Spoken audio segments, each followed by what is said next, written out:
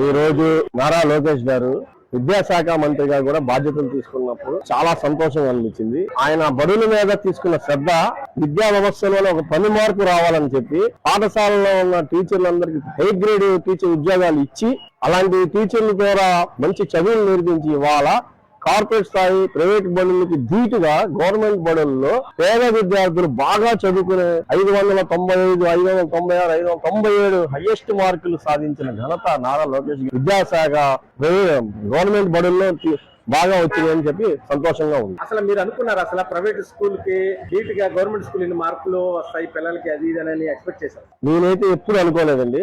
ఆధిపత్యంలో ఎప్పుడు ప్రైవేట్ స్కూల్లో ఉండేవి.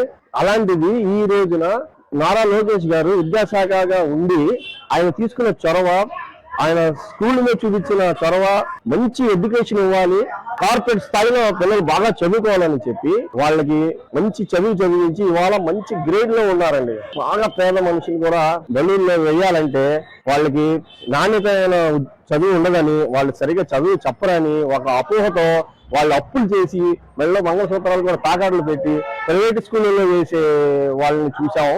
అలాంటిది ఇవాళ నమ్మకంగా లోకేష్ గారు తీసుకున్న బాధ్యతలను తీసుకొని ప్రభుత్వ పాఠశాల ఈ ప్రైవేట్ పాఠశాల అని చెప్పి ఆశ్చర్యంగా ఉంది.